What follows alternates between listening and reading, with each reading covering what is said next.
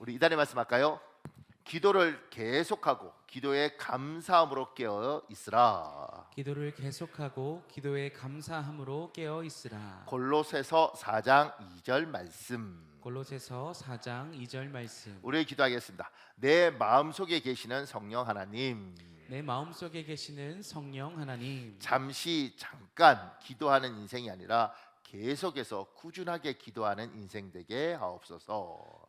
잠깐 기도하는 인생이 아니라 계속해서 꾸준하게 기도하는 인생 되게 하옵소서. 걱정, 근심하는 인생이 아니라 깨어 기도하는 인생 되게 하옵소서. 걱정, 근심하는 인생이 아니라 깨어 기도하는 인생 되게 하옵소서. 불평, 불만하는 인생이 아니라 감사, 감격하는 인생 되게 하옵소서. 불평, 불만하는 인생이 아니라 감사, 감격하는 인생 되게 하옵소서. 예수님의 이름으로 기도합니다. 예수님의 이름으로 기도합니다. 하나님이 우리 기도 들으신 줄 믿습니다. 아멘. 아멘. 감사합니다.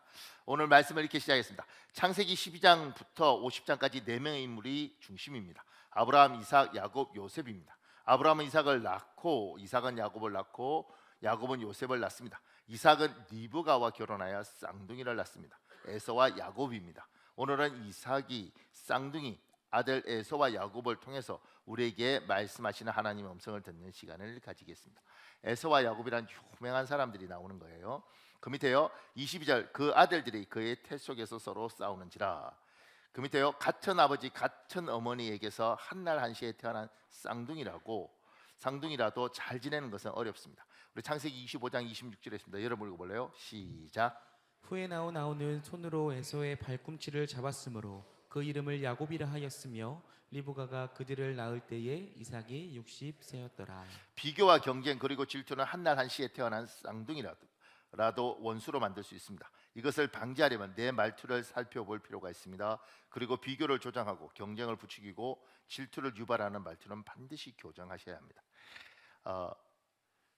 우리 교회도 쌍둥이들이 있습니다. 갓난아기들도 있고 뭐 나이 50 넘은 분들도 있고 우리 교회도 쌍둥이들이 있는데 이게 쌍둥이라고 해서 잘 지내는 게 아니에요. 우리는 잘 지내는 것 같은데 왜냐하면 인간은 항상 비교하고 경쟁하고 질투하고 이게 있기 때문에 그렇습니다. 저는 제가 이제 전도사 시절에 제가 중학교 애들, 고등학교 애들을 가르쳤는데 그때 그 교회에 쌍둥이들이 있었습니다. 남자애 둘이었는데 근데 이 동생이 항상 형한테 덤비는 거예요. 제가 어느 날 불러서 너는 그래 아무리 쌍둥이지만 둘이 뭐 한 3분인가 뭐 이렇게 차이 났다는데 그래도 형한테 그러면 안 되지 않냐? 너 왜 자꾸 형한테 반말하고 덤비냐? 그러니까 얘가 그러더라고. 형 아닌데요? 이러더라고. 내가 네 엄마한테 들었는데 3분 차이 난다고. 그러니까 얘가 뭐라고 하냐? 형 아니에요. 우리 엄마가 자연분만 한 거 아니에요? 그러더라고. 그때까지 그 개념을 이해가 못했어요. 자연분 뭐지 이렇게. 엄마가 제왕절개 수술을 했는데 개주장으로 해요. 제왕절개 수술을 했는데 엄마가 그 의사가 멍청해서 잘못 꺼냈대. 쥐부터 꺼내야 되는데 원래 이렇게 했으면 이렇게 태어났는데 전 걔들은 굉장히 똑똑한 애들이었습니다. 왜냐하면 그때 얘들이 웹툰 같은 걸 해서 벌써 몇 년이에요? 거의 30년 다 돼가잖아요. 웹툰 같은 걸 해서 일본에 애니메이션을 공부하러 가겠다고 얘들이 중학교 때부터 그 일본어를 공부하던 애들이었어요. 그러니까 굉장히 뛰어난 애들이죠. 그런 뛰어난 애들이 그렇게 이야기하는 거죠. 전도사님, 하여튼간 나는 이거 인정 못한다고. 걔는 제가 그 떠날 때까지 인정 안 하더라고요. 그래서 절대 형을 형으로 대우하지 않죠. 그러니까 이게 뭐 걔에 따른 논리가 있는 거잖아요. 의사가 멍청해서 제대로 분별했어야지. 그러니까 요렇게 둘이 요렇게 할 때 요게 같은 뱃속에서 엄마 뱃속에서 10달 동안 있어도 사람은 비교하고 경쟁하고 시기하고 질투하는 요 마음이 있다는 겁니다. 그러니 이 야곱과 에서도 요런 경쟁하고 질투하는 걸 뱃속에서부터 요 기질이 그런 건지 요게 강했던 거죠. 그렇게 해서 태어날 때 야곱이 에서의 뒤꿈치를 잡고 태어난 거죠. 그 말은 뭐냐면 내가 먼저 태어날 거야. 그런데 못 태어났다는 거예요. 여기 지금 이제 인간은 이러기 때문에 여러분과 제가 한 가지 알아야 될 건, 뱃속에서 한부모한테 동시에 태어났는데 애들이 얼마나 좋을까, 이러면 안 된다는 거예요. 인간은 형제간에도 질투하고 예수 믿어도 질투하고 이런다는 거예요. 그렇기 때문에 기본적으로 이 인간의 속성을 알면 여러분과 제가 언어부터 교정할 필요가 있습니다. 그러니까 사람들 중에 항상 경쟁과 시기와 질투를 부추기는 말투를 가진 사람들이 있습니다. 교회도 그런 분들이 있어요. 목사님, 제가요 서울의 어느 교회에 갔다 왔는데요, 교회가 우리하고 수준이 달라요. 사람들이요 와 하고, 교회가요 시대부터 달라요. 내가 수업 많은 사람은 내가 거기 갔는데 뭐 이런 분들이 있습니다. 다 맞는 말인데 집에 와서 난 잠이 안 와. 뭐 이런 사람이 이럴 수 있잖아. 그렇잖아요. 그러니까 별 이야기 아닌 것 같지만 자기는 무의식이지만 그 말들이 막 사람을 자극할 수 있습니다. 근데 우리는 어렸을 때부터 그걸 잘 모르게 몸에 배어서 교회 안에서 지금 조금 전에 그런 사람들처럼 그렇게 말하는 사람들 있잖아요. 우리 교회 말고 내 모교회. 나는 항상 욕하는 거 우리 모교회예요. 그러니까 근데 요런 사람들이 있는데, 요런 말투를 쓰는 사람들이 교회 안에서뿐만 아니라 집에서도 그렇게 하는 거죠. 그래서 형제간의 사이를 항상 갈라놓습니다. 야, 동생 좀 봐봐. 동생, 형이 어떻게 맨날 동생한테 배워야 되냐, 이러는 순간 형제 사이는 정말 안 좋아지는 거예요. 야, 네 언니 봐봐. 언니, 나는 진짜 네 언니 놓고 미역국 먹은 건 진짜 잘했다고 생각하는데 너 먹고 왜 내가 미역국을 먹은지 모르겠다, 뭐 이런 말 하는 거지. 그러니까 이런 말들이 그냥 늘 들어왔기 때문에 여과 없이 그냥 이렇게 툭툭 하는데, 이게 이 형제 사이를 갈라놓고 자매 사이를 갈라놓는단 말입니다. 근데 우리 그렇게 해요? 교회 안에서도 그렇게 하는 거죠. 교회 안에서도 우리 지금 부교육자들 세 사람 사이 참 좋습니다. 그 풀타임으로 있는 여기 나이 차이들도 있고 고만고만하고 이렇게 참 좋다고요. 그러니까 저는 이 분위기가 좋거든요.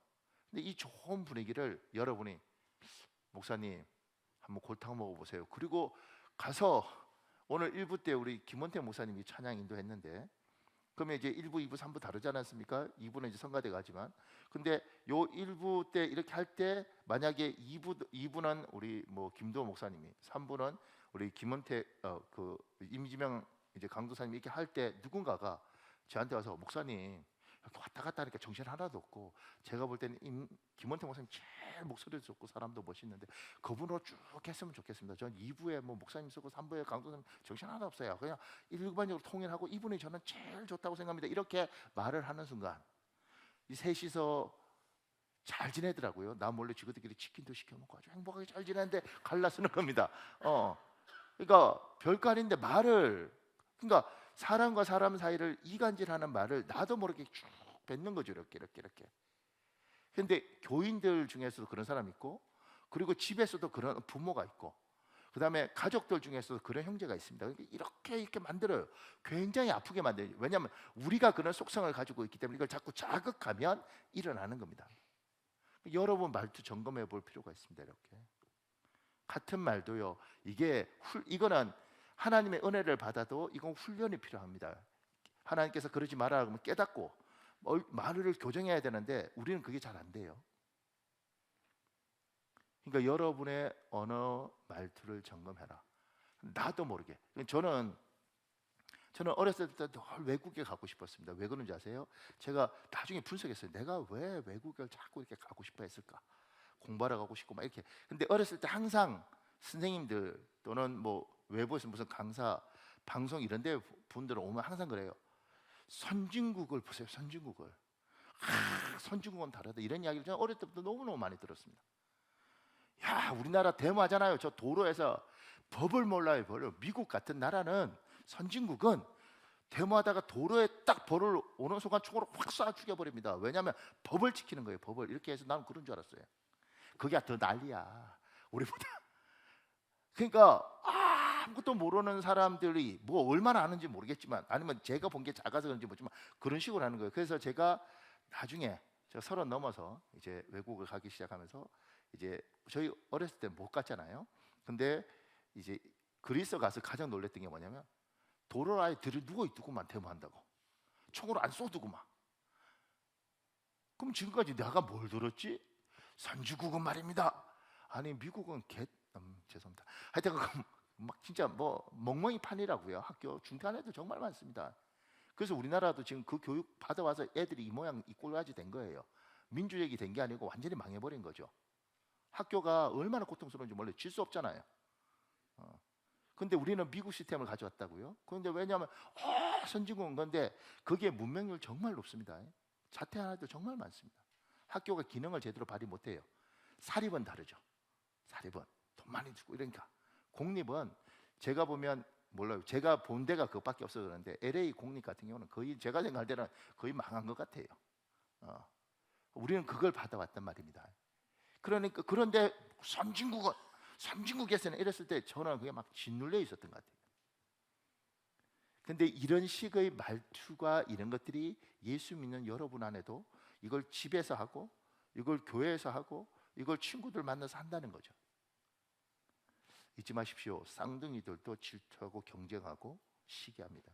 인간은 이 속성을 갖고 있습니다. 이걸 부추기는 것, 이건 굉장히 예쁘지 않습니다. 근데 이걸 우리도 모르게 우리의 말에서 나오더라는 거죠.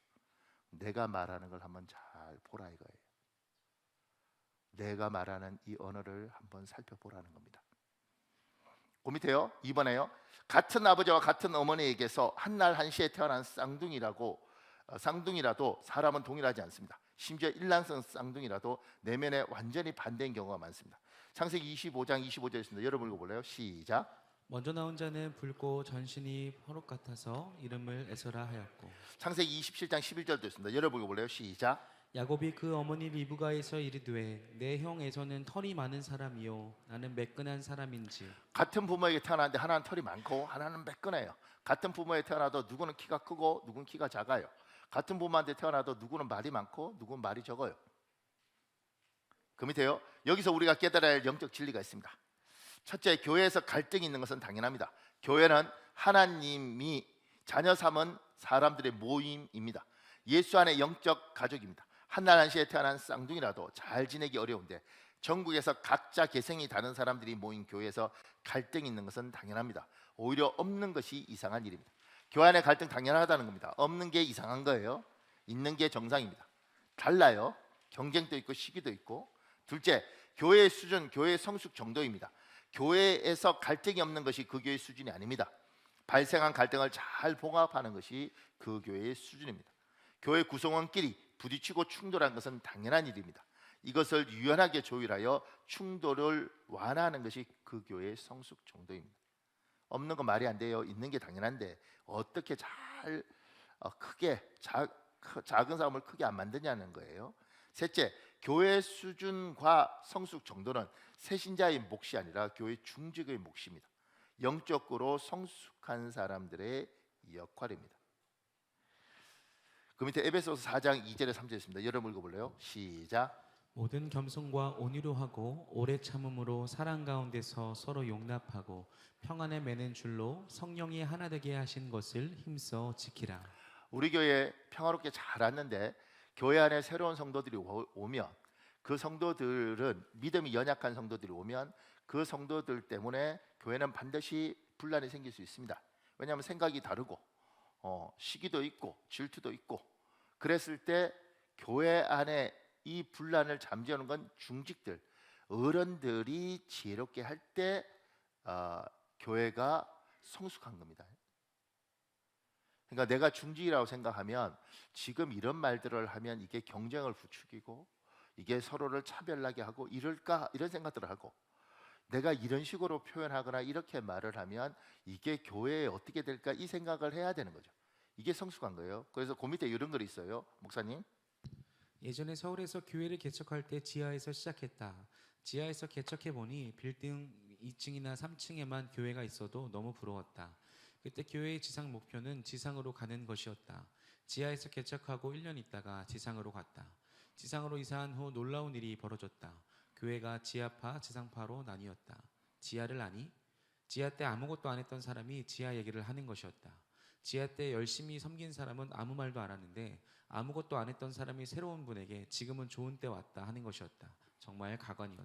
보세요. 인간들은 하여튼간 이렇게 해서 서열 나누고 차별하고 네가 뭘 알아 이렇게 가는 거예요. 그러니까 교회 안에서는 교회 중직과 어른들이 보면 알잖아요. 아, 저거 둘이 경쟁이 나겠구나. 그랬을 때 이걸 어떻게 조율해야 될까를 우리가 어른들이 잘 조율하는 거예요. 저는 좋은 경험이 있는데 제 친구 목사하고 저하고 어떤 부분 갖고 이렇게 둘이 무슨 이야기를 시작을 했는데 그 이야기가 이렇게 점점 이렇게 깊어지는 거죠. 그러니까 서로 간에 이렇게 열이 나기 시작하는 겁니다.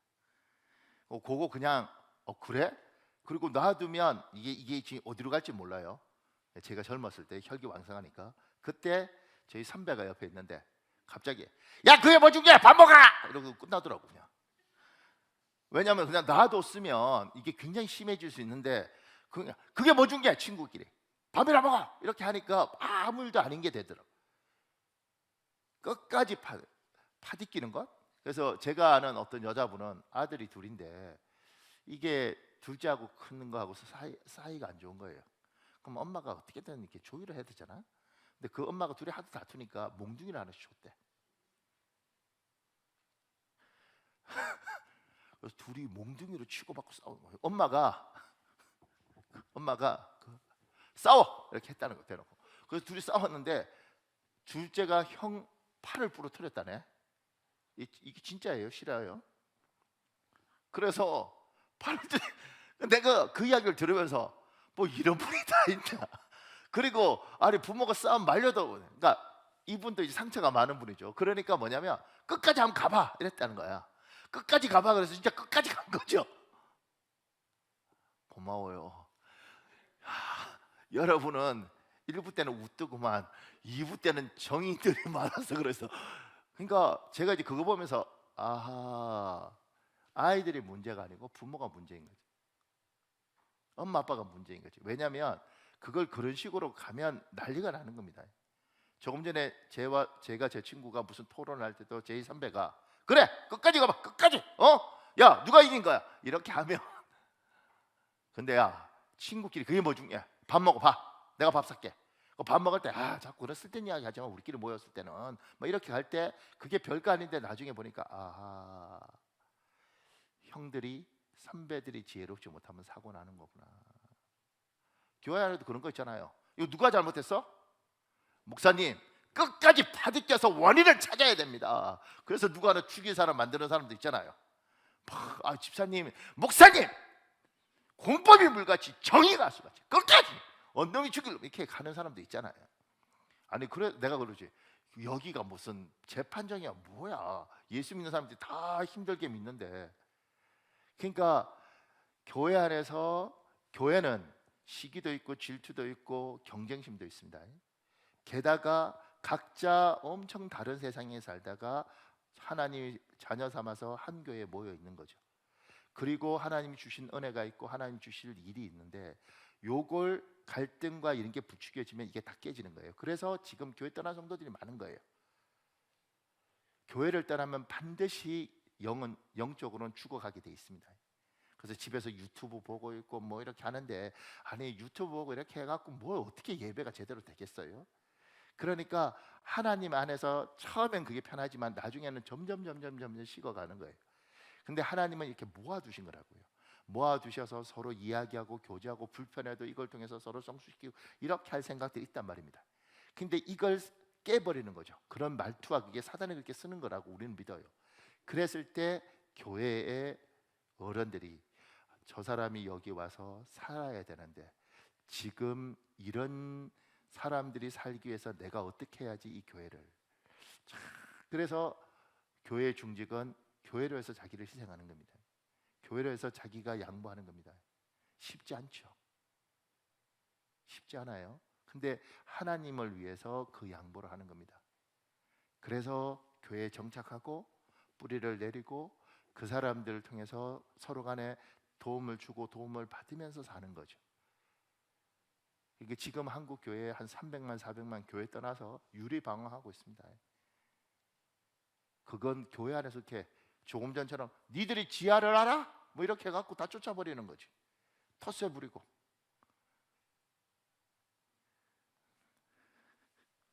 교회 안에서 쌍둥이들도 다투고 싸운다. 쌍둥이들도 질투한다. 쌍둥이도 경향이 다르다. 그렇다면 하나님이 그래도 모이기를 원하는데 누가 희생하고 누가 이 윤활유가 될 것인가? 그 사람이 교회 어른이에요. 아닌 사람 뭐요? 전쟁 부추기는 거지. 조금 전에 그 엄마처럼, 그 엄마 박씨인데 몽둥이 하나 주고 싸워. 내가 그 집 아들도 봤다고요? 팔 부러지네. 내가 만나보면서 야, 이 집안 이거 정말, 그러니까 이게 상처가 회복들이 안 되는 거예요. 예수 안 믿나요? 믿죠. 그럼 믿는데 지혜가 부족한 거죠. 우리 아들과 우리 아들 이러면 둘이 불러다가 좋은 레스토랑 같은 데 가서 같이 밥을 먹든가. 그러면서 엄마는 소원이 있다. 내가 니들 둘이를 어떻게 낳았는, 나는 니들이 정말 서로 다정했으면 좋겠다. 얘야, 내가 잘못했으니까 너희들이 정말 행복했으면 좋겠다. 뭐 이러면서 엄마가 그런 노력들이 필요한데 몽둥이 하나 주고 끝까지 가봐 이렇게. 우리 집도 아들 셋인데 한번 해볼까? 그러니까 그런 분들이 좀, 교회도 그런 거예요. 그러니까 그것이 교회의 수준이고 그게 교회의 성숙도다. 그 밑에요. 26절 후에 나온 아우는 손으로 에서의 발꿈치를 잡았으므로 사람마다 각자의 속성과 성향 기질을 가지고 태어납니다. 숙명입니다. 타고난 운명이라는 거예요. 창세기 25장 27절 여러분 읽어볼래요? 시작. 그 아이들이 장성함에 에서는 익숙한 사냥꾼이었으므로 들사람이 되고 야곱은 조용한 사람이었으므로 장막에 거주하니. 창세기 27장 41절 44절에 있습니다. 여러분 읽어볼래요? 시작. 에서가 야곱을 미워하여 심중에 이르기를 아버지를 곡할 때가 가까웠은즉 내가 내 아우 야곱을 죽이리라 하였더니 맏아들 에서의 이 말이 리브가에게 들리매 이에 사람을 보내어 작은 아들 야곱을 불러 그에게 이르되 내 형 에서가 너를 죽여 그 한을 풀려 하니 일어나 하란으로 가서 내 오라버니 라반에게로 피신하여 내 형의 노가 풀리기까지 몇 날 동안 그와 함께 거주하라. 보세요. 이 이야기를 제가 좀 이따 설명할게요. 지금 우리는 타고난 속성을 부정하는 시대에 숙명이 없다고 주장하는 시대에 삽니다. 사람이 작정하고 죽기로 각오하면 무엇인지 다 이룰 수 있다고 믿는 시대에 우리는 삽니다. 여러분, 지금은 사람들을 기분 좋게 만들어야 돈이 되는 시대잖아요. 그러니까 진실을 이야기하기보다는 사람이 듣고 싶은 이야기를 해요. 근데 우리가 듣고 싶은 이야기는 옛날부터 이런 겁니다. 하면 돼. 못할 게 어딨어. 하면 돼. 노력하고 끝까지 하면 돼. 이렇게 이야기를 해요. 그러니까 그런 이야기를 듣고 힘을 내서 열심히 살아왔던 우리 선배들이 있었죠. 그래서 이 가난한 나라가 어쨌든 선진국이 된 거잖아요. 그러니까 우리 하면 돼. 노력하면 돼. 안 되면 되게 하라. 이런 이야기들이 우리한테 먹혔어요. 그런데 가만 생각해 보면 진짜 무조건 노력하면 다 되는가? 무조건 노력하면 다 돼요? 그래서 네가 안 되는 건 노력 안 해서 그래. 열심히 부족해서 그래. 너 왜 서울대 못 간 줄 몰라? 알아? 노력 안 해서 그래. 노력하면 다 가든가요?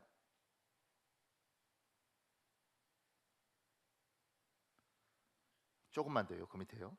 그러면서 현실에서는 젊은 친구들이 처음 만나면 서로의 MBTI를 확인합니다. 한의원에 가면 사상 체질을 검사합니다. 타고난 속성을 인정하는 삶을 삽니다. 우리는 하면 돼. 뭐 그런 무조건 노력하면 돼. 이렇게 해놓고 각 사람이 타고난 속성에 대한 것은 또 나름대로 인정해요. 그러니까 너는 뭐 내성적이고 너는 내향적이고 너는 체질상 태음인이고 태양인이고 너는 우울질이고 담즙질이고 뭐 이런 것도 이야기를 해요. 그거 다 필요 없고 노력하면 돼. 이렇게도 이야기했다가 또는 너는 체질이 그러니까 이렇게도 이야기해요. 내가 볼 때 앞뒤가 안 맞아. 그 밑에요. 어떤 사람은 야곱을 남의 발목 잡는 사람으로 표현합니다. 타고날 때부터 욕심이 많았다는 말입니다. 또한 야곱은 비활동적인 사람입니다. 에너지가 많지 않았다는 것입니다. 에서는 활동적인 사람입니다. 에너지가 많았다는 이야기입니다. 그 밑에요. 어떤 속성을 가지고 태어났든지 간에 나의 속성이 지금 내가 막다뜨린 시대 상황으로 볼 때 현실적으로 큰 유익을 주지 않아서 속상할 뿐이지 꼭 나쁜 것은 아닙니다.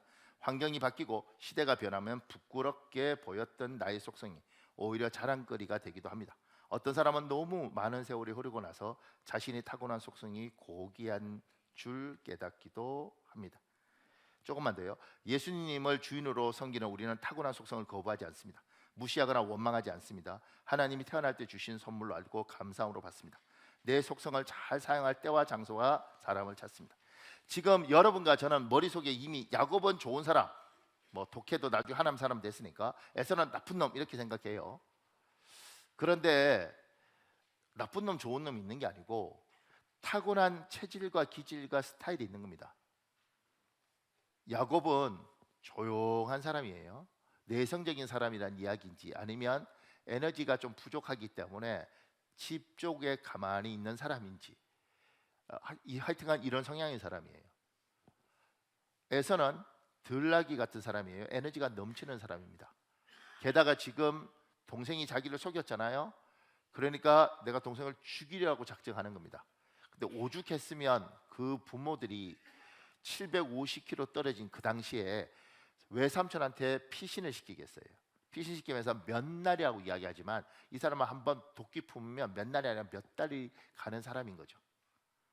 굉장한 다혈질에 독한 사람인 거예요. 그럼 우리는 이렇게 생각합니다. 어유, 굉장한 다혈질에 독한 것 나쁘다고 생각하잖아요. 그러지 않습니다.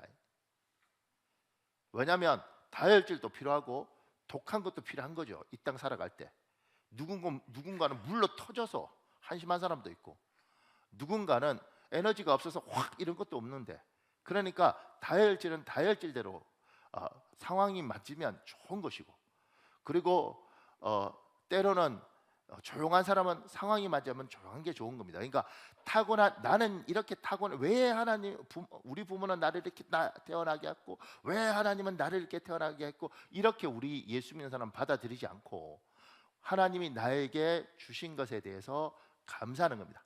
단지 이게 시대 상황과 환경과 이걸 잘 맞추면 너무 좋은데 이게 안 맞을 수 있는 거죠. 저는 진짜 피아노도 잘 치고 노래도 잘하고 싶어요. 그런데 보세요, 안 되는 거 어떡하겠어요? 어떤 분이 목사님 노력을 해야지. 내가 노력을 안 할 것 같습니까? 난 새벽기도 올라오기 전에 최소한 10분에서 15분 이상은 제가 새벽에 부를 찬송을 듣고 올라옵니다. 근데 나중에 이어폰으로 들으면 잘 들을 것 같아서 좋은 이어폰을 사서 들었는데 그거 갖고 안 돼서 골밀도 이어폰 뭐 이렇게 여기다 이렇게, 그러면 이게 울려준다네 막. 그래서 들었습니다. 노력을 내가 안 한 것 같습니까? 오죽하면 제가 필리핀에 2년 있었잖아요. 2년 있는데 거기에 음악학원이 있는데 음악학원에 트럼펫을 배울 때 2,000원인가 뭐 한 번 갈 때 뭐 그랬어요. 얼마나 싸요. 그러니까 보통 이제 거기도 일주일에 한 번이나 두 번, 부자들은 두 번 가고, 그다음에 보통은 일주일에 한 번씩 이렇게 해서 한 달에 4번 뭐 이렇게 해서 수업 들을 텐데 2,000원인데 난 매일 갔어요. 근데 한 6개월 하니까 제가 가르치던 트럼펫 선생님이 이러더라고요. 기머거리는 안 돼요. 뭐 이런 거. 진짜 자기가 볼 때 6개월을 이렇게 매일 와서 내가 진짜 내가 열심히 살았단 말이에요. 그러니까 막 공부하고 막 지쳐 있는데 또 가서 막 삑삑삑삑 그러는데 그 사람이 볼 때 안 돼. 왜냐면 안 들려, 트럼펫이 음이 안 나요. 그래서 어렸을 때 제 청년 때 우리 교회 후배가 저한테 와서 형 우리는 형을 존경해요. 내가 왜? 형은 모든 찬송가를 같은 음으로 똑같이 부를 수 있어요. 처음엔 그게 무슨 말인지도 몰랐어요. 그러니까 아니 내가 노력 안 하냐고, 뭐 목사님은 노력을 안 해서, 누구는 그러더라고. 찬송가를 자기는 악보를 다 외웠대. 아니 외우든 말든 어차피 높낮이가 안 들려. 그러니까 나한테 막 뭐라 그러는데, 아니 내가 그렇게 태어난 걸 어떻게 해. 그러니까 처음에는 이게 굉장히 가슴 아프더라고요. 속도 상하고, 이게 나는 왜. 그리고 찬송가만 부르면 막 주눅이 드는 거죠. 근데 제 모교에서 목사님이 주일날 일부 사회를 저한테 보도록 하셨어요. 그래서 제가 어느 날, 목사님 저는 찬송가 부르는 게 정말 안 돼요. 그러니까 이분이 했던 말이 뭐냐면, 잘할 때까지 해라. 잘 안 됐다고. 잘 안 됐다고. 근데 이제 두 가지 놀라운 사실이 있었죠. 하나는 그러다 보니까 다른 목사들은 찬송 잘했거든요. 제가 수요일이나 뭐 어떻게 사회 보게 되면서 찬송을 하면요, 제가 할 때가 제일 은혜스럽다는 거죠. 왜냐하면 다른 사람은 찬송할 때는 목사님들이 찬송을 잘하니까 성도들이 그냥 부를 때도 있고 안 부를 때도 있고 들을 때도 있고 그런 거예요. 나는 불쌍하잖아. 안 되잖아. 다들 죽도록 불러준다고. 정말 막 그 응원하는 눈빛 있잖아요. 막 불쌍한. 내가 그때 알았어요. 와, 이게 우리는 은혜 받으러 오지 찬송가 잘 부르러 온 건 아니지 않습니까? 못 불렀는데 그게 있고, 두 번째는 오늘 또 제가 이제 저녁 7시에 다른 교회 뭐 이렇게 부흥회 설교하러 가는데, 그런데 가서도 이제 막 은혜 받고 막 이러면 막 사람이 교만해. 저는 절대 교만해지지 않습니다. 찬송가 하나 부르면요 아주 겸손해지고 사람이 조용해지고 저는 그렇습니다. 그러니까 이럴 때만 나는 왜 이게 젊은 날에 했는데 시간 지나면서 그래 모든 것들을 다 잘하고 싶지만 안 주신 걸 어떡하겠냐. 근데 가만 생각해 보면 관점을 이렇게 보니까 이것도 참 복이구나. 그래서 어떤 분이 목사님은 교만, 내가 그러죠. 교만끼리 했는데 교만하진 않아요. 나는 찬송가 한 곡 대표로 딱 부르고 나면 난 막바로 쫙 겸손해지고 얼마나 겸양해지는지 몰라. 심지어 방에 들어가서 희귀 꼬물이처럼 안 나오고 싶어. 그러니까 그게 나은. 근데 그 부분에서 어느 순간인가 하나님 이런 거죠. 저는 어렸을 때부터 에너지가 부족했습니다. 아프지는 않는데 에너지가 부족했습니다. 그래서 운동에 달려서 한 번도 3등 안에 들어가 본 적이 없습니다. 볼펜이래 연필, 옛날에는 공책 이런 거 달리기 운동에서 하면 주잖아요. 나는 한 번도 못 받아봤습니다. 근데 제가 목회하면서 하나 앞에 감사합니다. 왠지 아세요? 내가 에너지 넘치면 여러분 고생 많이 합니다. 어제도 어떤 목사님 창대교회 참 목사님 아까워. 이거 다 부시고 그 다음에 와 이렇게 뭐 7층으로 지으래. 내가 에너지 많으면 해요. 근데 그 목사한테 그랬지. 목사님 나는 에너지도 없고 난 지금도 버거워. 여러분 다 산 거예요. 내 에너지 넘쳤으면 여러분 다 죽는 겁니다. 여러분 이렇게 한 거지. 근데 내가 내가 그 목사한테 난 그럼 죽을 것 같아. 나는 내가 성경 읽고 연구하고 지금 그냥 바깥에 가서 강의하고 설교하는 것만 해도 목사님 나는 충분한 에너지. 우리 성도들한테 미안하죠 오히려. 그러니까 나는 그래요 목사님. 그러니까 목사님들이 그런 이야기 해주는 거 참 나를 높게 평가해줘 참 고맙게 생각하고. 근데 나는 목사님 지금 우리가 많이 행복해. 이렇게 다 이야기를 해요. 그러니까 여러분 내가 에너지 많으면 여러분 골치 아픕니다. 모두가 그래. 에이 목사님 에너지가 많은데 또 떠들어서 에너지가 빠진 거래. 그러지 말고 나한테 왜 그래 자꾸. 그러니까 우리가 하나님이 우리에게 이 땅에 태어날 때 하나님은 장미도 만들고 백합도 만들고 수국도 만들고 채송화도 만들고 나팔꽃도 만들고 그러지 않습니까? 하나님이 이렇게 쭉 만들었다고. 우리는 왜 다 필요 없고 장미만 최고래? 가을에 코스모스가 도로변에 펴 있을 때 그것만 봐도 예쁘지 않습니까?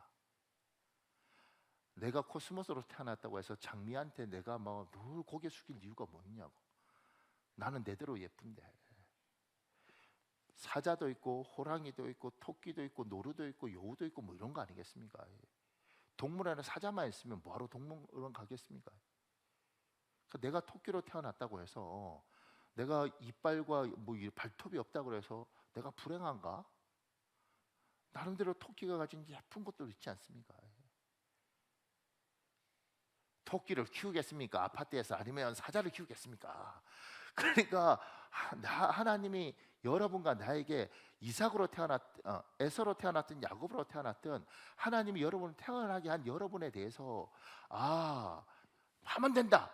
아니요, 해도 안 되는 게 있어요. 그럼에도 불구하고 하나님이 나에게 태어난 건 나름대로 상황이, 그래서 그렇지 어떤 상황이 되면 이게 참 좋을 수도 있겠다. 학교 다닐 때 음악 잘하고 싶었죠. 음악 점수가 있고 실기 점수가 있으니까. 내가 목사가 되고 나니까 아쉽긴 하지만 그것이 나에게 주는 유익이 있더라. 운동회 때 달리기 잘하고 싶었는데 평생 못했는데 시간이 지나니까 내가 목회자라서 내가 욕심을 덜 내는 것이 감사하더라. 여러분은? 목사님 저는 정말 예쁘고 싶었어요. 그렇게 예뻤으면 지금 교회에서 예배하면서 이렇게 있겠냐고. 아니면 지금 산으로 들러 나갔겠냐고. 목사님 저는 정말 잘생기고 싶어요. 그렇게 잘생기면 그 얼굴 가지고 지금처럼 아내하고 그냥 이렇게 살겠느냐고. 아니면 바람둥이로 살았겠느냐고. 여러분이 못 가진 것에 대해서 막 이럴 수 있는데 하나님은 각자에게 나름대로 걸 줬고 그 나름대로 걸 숙명이라고 생각해도 예수 믿는 사람은 감사합니다 하나님, 감사합니다. 그러고 보면 그것이 상황을 잘 맞으면 그걸 통해서 하나님이 영광을 받으시고 그걸 통해서 사람들이 참 괜찮다는 이야기를 듣는 거예요. 근데 세상은 태어난 거 다 필요 없고 뭐 다 필요 없고 우리는 무조건 호랑이, 우리는 무조건 장미, 다 필요 없어, 하면 된다 이렇게 말하는데 예수 믿는 사람은 그러지 않습니다. 이런 사고가 들어오니까 하나님 왜 나를 이렇게 태어나게 했어요? 왜 나는 이런 거지 같은 집에 태어나게 했어요? 나는 왜? 뭐 이렇게 가는 거죠. 우리는 기본적으로 감사합니다. 하나님 감사합니다. 그리고 요거 못 가졌는데 그러면 내가 요쪽으로는 아닌가 보네 하나님, 나는 요쪽인 건가 봐요 하나님. 그러면 제가 이쪽으로 하는데 이게 30년 전에는 여기가 돈이 되는데 지금은 안 되는데 하나님, 요렇게 가면 경제적으로 어려울 것 같은데 경제적으로 요 재능을 가지고 잘 갈 수 있는 길을 하나님 열어주시면 안 됩니까? 그러면서 자기의 잘하는 걸 찾아가는 겁니다. 에서도 야곱도 다 괜찮게 태어났다. 누가 더 잘나고 덜 잘난 거 없다. 속지 말아라. 그래서 그 밑에 이런 글이 있습니다. 목사님, 랍비 아키바가 당나귀와 개와 조그만 램프를 가지고 여행 중이었다. 밤에 장막이 드리워지자 아키바는 마침 눈에 띈 헛간 한 곳에서 하룻밤 묵기로 했다. 하지만 잠자리에 들기에 좀 이른 시간이어서 램프를 켜고 독서를 시작했다. 그런데 때마침 불어온 바람이 불이 꺼져 그는 하는 수 없이 잠을 청했다. 그가 잠이 든 사이 여우가 나타나서 랍비가 데리고 왔던 개를 죽였고 사자가 와서 당나귀를 물어 죽였다. 이튿날 아침에 그 사실을 알게 된 랍비는 램프를 들고 혼자 터덜터덜 길을 떠났다. 한참을 걷다 어느 마을에 이르렀으나 사람이라고는 그림자도 볼 수 없이 거의 폐허가 되어 있었다. 그는 전날 밤 도둑대가 마을로 쳐들어와 모든 걸 부수고 사람들을 모조리 죽여버렸다는 사실을 알게 되었다. 만일 램프가 바람에 꺼지지 않았더라면 그도 도둑에게 발각되었을 것이고 개가 살아있었더라면 지저대는 소리로 인해 도둑에게 들켰을지 모르며 당나귀 또한 대소동을 피웠을 것이다. 소유했던 것 전부를 잃은 덕분에 그는 도둑들에게 들키지 않았다. 보세요. 램프가 있고 개가 있고 당나귀가 있고 뭐 있으면 다 좋을 줄 같지만 이거 있었으면 이 사람 죽었습니다. 그러니까 없는 건 없는 대로 감사한 게 있다. 하나님이 우리를 태어나게 하셨을 때 그 나름대로 가치가 있다. 자, 밑에 이렇게 정리했습니다. 여기서 우리가 깨달아야 할 것이 있습니다. 첫째, 하나님이 나에게 허락하신 속성, 성향, 기질은 거의 대부분 우리 부모님으로부터 온 것으로 하나님은 잘못이 없습니다. 둘째, 내가 내 속성을 싫어할 수는 있지만 잘못된 것은 아닙니다. 나의 기초가 무엇이고 내가 어떤 사람인지 아는 것은 인생에서 매우 중요합니다. 셋째, 하나님이 나에게 어떤 속성, 성향, 기질을 주셨는지 내가 어떤 분야에 더 적합한지를 살핍니다. 그리고 삶의 방향을 여기에 맞추어 삽니다. 내가 좋아하는 일보다 내가 잘하는 일을 하는 인생을 우리는 삽니다. 그러니까 세상은 자꾸 여러분 지금은 인간 중심이니까 이렇게 말해요. 네가 청년들도 네가 좋아하는 일 해 이렇게 해요. 근데 저는 이렇게 말을 하죠. 항상 잘하는 일 해라. 아 싫은데요. 얘야 네가 좋아하는 일 하는데 네가 좋아하는 일에 재능이 없으면 10시간 20시간 해도 결과가 너무 안 나오고 어느 날 되면 속상하고 그리고 인생이 재미없다.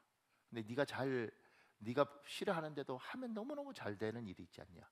그러면 그 일들을 하면 처음에 싫은데 나중엔 돈도 되고 사람들 칭찬도 하고 어느 순간에 자존감도 높아진다.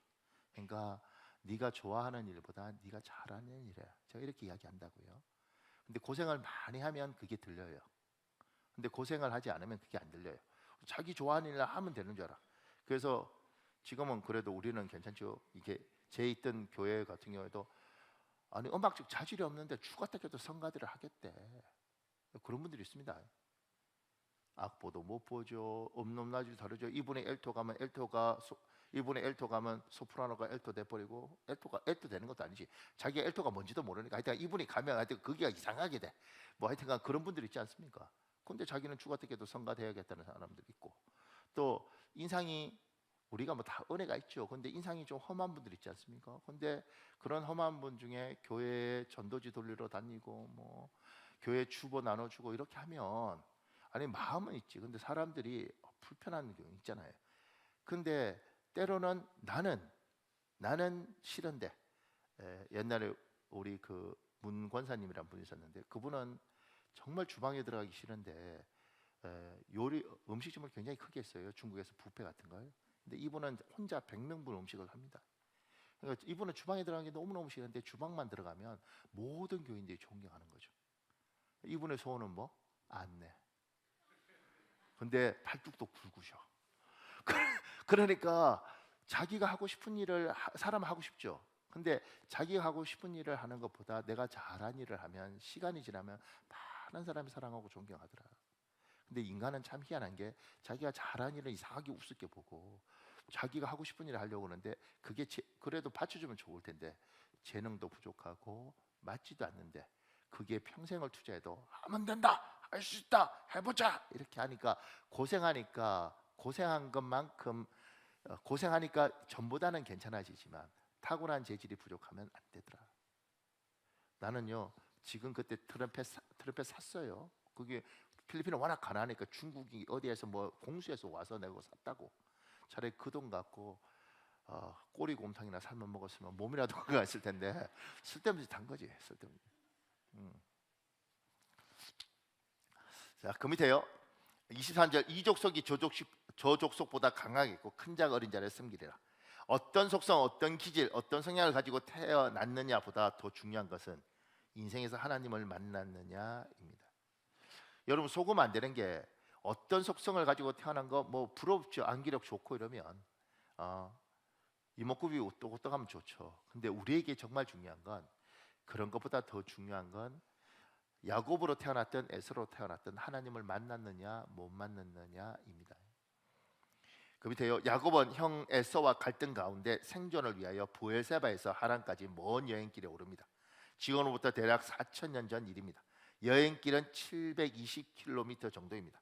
치안도 없고 도로도 없고 지도도 없던 시대입니다. 대신 강도도 많고 들짐승도 많고 풍토병도 많던 시대입니다. 우리 창세기 28장 10에서 14절 있습니다. 여러분 읽어볼래요? 시작.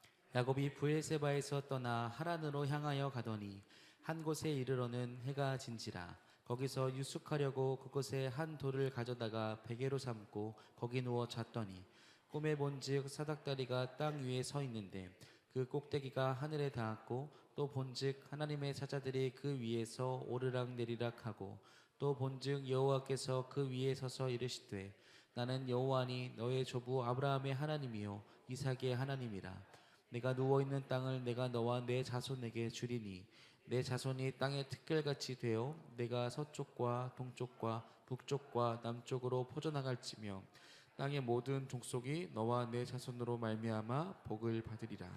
보세요. 어떻게 태어났든지 간에 야곱과 에서가 인생이 갈라지는 계기가 있는데 그게 뭐냐면 야곱은 하나님을 만납니다. 근데 어떻게 만나냐면 형하고 갈랐으면서 살기 위해서 도망가다가 하나님을 만나는 거죠. 굉장한 고난 가운데 하나님을 만나요. 제가 그 밑에요 고난이 그리스도인에게 유익은 하나님을 알지 못하던 그리스도인이 하나님을 만나는 시간입니다. 하나님을 어설프게 알던 그리스도인이 하나님을 깊이 만납니다. 야곱은 고난 가운데 하나님을 만납니다. 그 밑에 이런 글이 있습니다. 목사님. 전 캐나다 밴쿠버 시장 샘 설리번. 샘은 어릴 때부터 스키를 타는 것을 좋아했는데 19살 때 스키를 타다가 넘어져 목뼈가 부러졌습니다. 그래서 하반신이 다 마비가 되어버렸고 평생 장애로 지내야만 했습니다. 7년 동안 심한 우울증에 빠져서 내가 차라리 그때 죽지 않고 살아남은 것, 죽었으면 좋았을 것을 인생을 한탄하며 몇 번이고 자살하려고 했습니다.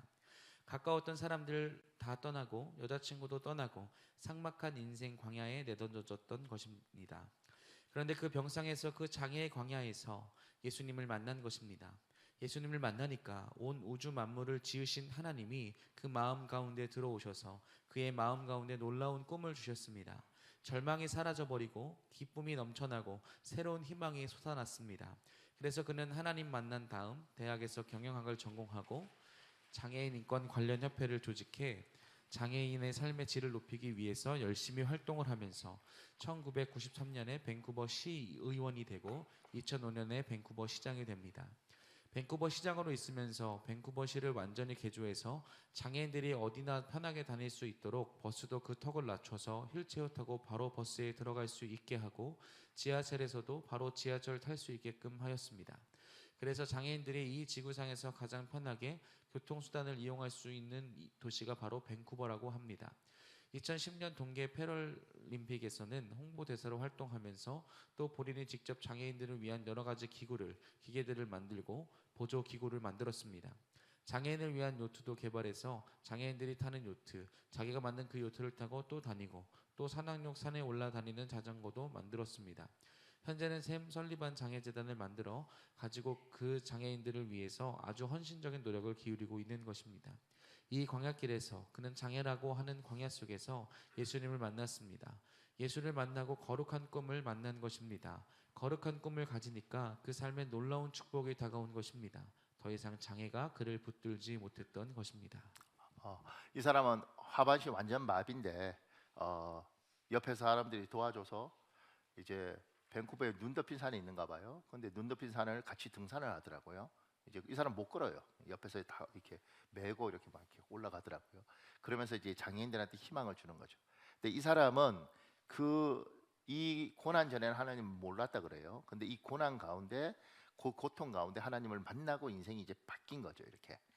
그러니까 어떻게 태어나는지는, 지금 세상 사람은 어떻게 태어났냐, 좋은 유전자를 갖고 태어났냐, 얼마나 뛰어난 기능을 가지고 태어났냐, 이쪽에 관심을 가지고 있는 것이고, 우리는 어떻게 태어났든지 간에 하나님은 그걸 잘 쓰면 복이라고 생각하는데, 그걸 위해서 가장 중요한 건 어떻게 태어났냐보다 하나님을 만나는 것이다.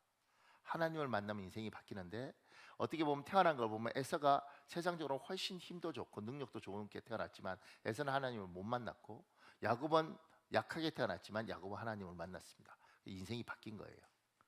어떻게 태어났냐보다 중요한 건 태어나서 하나님을 만났느냐. 사랑하는 여러분 꼭 하나님을 만나기를 예수님 이름으로 축복합니다. 그런데 하나님을 약하게 만나는 게 있고 깊이 만나는 게 있습니다. 저는 고난이 주는 놀라운 게 있다고 생각하는데, 그게 뭐냐면, 저는 참 좋은 분들 많이 만났어요. 제 모교회에 김판땡 장로님. 근데 그분 같은 경우에 저는 성도 때부터 봤다고요. 그분이 교회 올 때부터. 이혼 당하고 아내가 도망을 갔는지, 그러고 그다음에 딸 하나 아들 하나, 그러니까 둘 다 어렸죠. 근데 요 둘도, 딸하고 아들도 나이 차이가 많이 나고 남자애가 아주 어렸어요. 근데 얘들 둘이 데리고 교회 왔죠. 믿음이 없었어요. 그러니까 살기 위해서 하나님을 믿은 거죠. 살려달라고 하나님을 믿었습니다. 부르시고, 그러다가 어느 날 이분이 하나님 만났죠.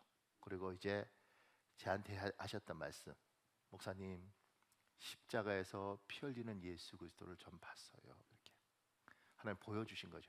내가 살아있다. 그래서 이분은 그 하나님 붙들고 산 거예요. 지금 이제 큰애가 여자인데 결혼을 하고 이제 손주도 낳고, 이분 인생에 기쁨이 있는 거죠. 기쁨이. 그러니까 살기 위해서 이 땅에 어떻게 태어났든지 간에 하나님을 만난 사람은, 하나님을 만났을 때 제대로 만나면 인생이 바뀐다. 생각보다 제대로 만나지 못한 사람이 많고, 만나도 어설프게 만난 사람이 많더라.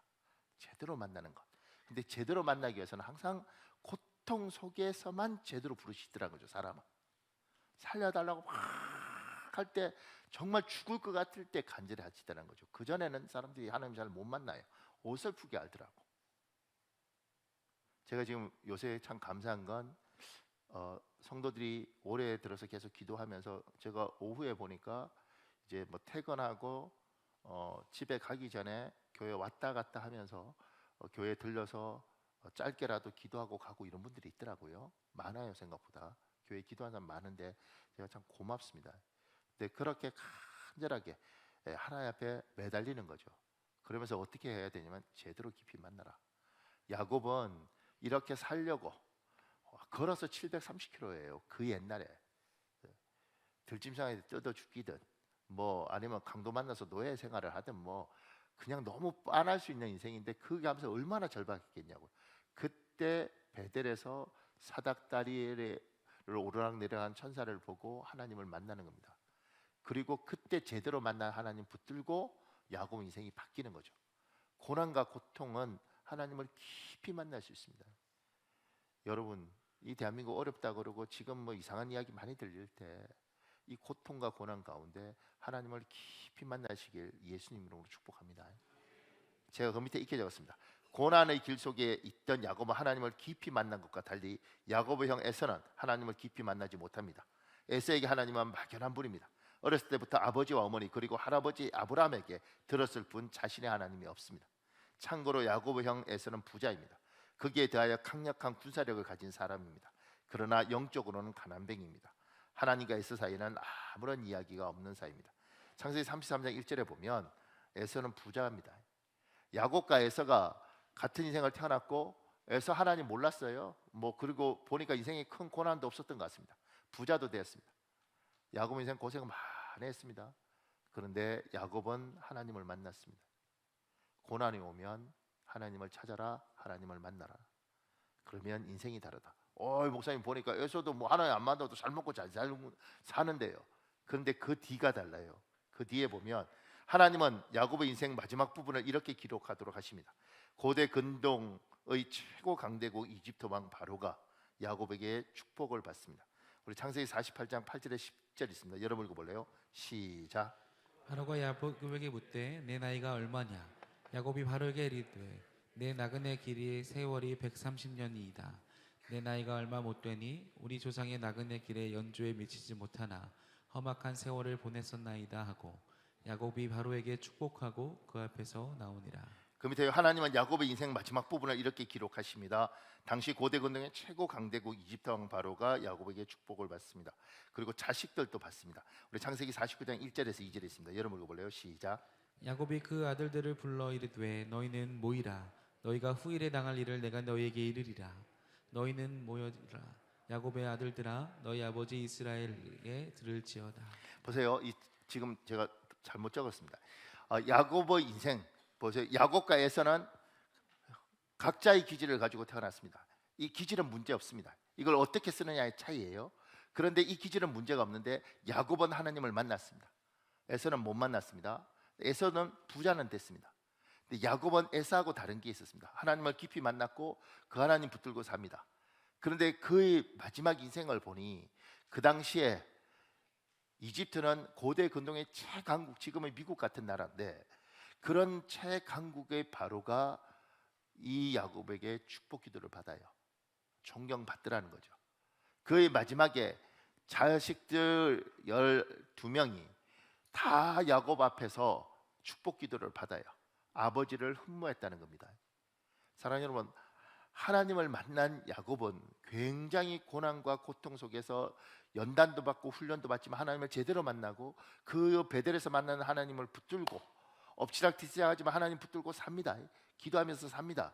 그리고 인생을 보니 하나님 못 만났던 에서는 믿음의 집안에서 태어났지만 그냥 부자로 살다가 끝났는데 야곱은 어느 순간인가 바로가 존경하고 그리고 자식들이 존경하는 깊이 있는 사람이 되더라는 거죠. 우리가 인생 살면서 사람 만나보면 이 사람 다시 만나고 싶다. 이 어른이 우리 아버지였으면 얼마나 좋았을까. 이 어른이 내 아이들한테 이런 어른이 스승이었으면 얼마나 좋을까. 같이 이야기만 하면 할수록 깊어지고 참 귀한 분이다 이런 분이 있고 부자고 잘나고 똑똑하고 영어도 잘하고 중국어도 잘하고 말도 잘하는데 참 재수없다. 그리고 참 저 좋은 재능 갖고 어떻게 저렇게 사나 이런 사람도 있습니다. 하나님을 깊이 만났죠. 그 야곱의 인생은 다릅니다. 사랑하는 여러분, 올해 힘들다는 이야기가 나올 때마다 상황이 어려울 때마다 야곱의 베델에서 하나님 만났듯이 여러분도 하나님 만나시길 예수님 이름으로 축복합니다. 그리고 하나님이 여러분을 야곱처럼 바로의 머리 위에 자식들에게 존경받는 위에 세우시길 예수님 이름으로 축복합니다. 우리 주여 한번 간절히 부르고 우리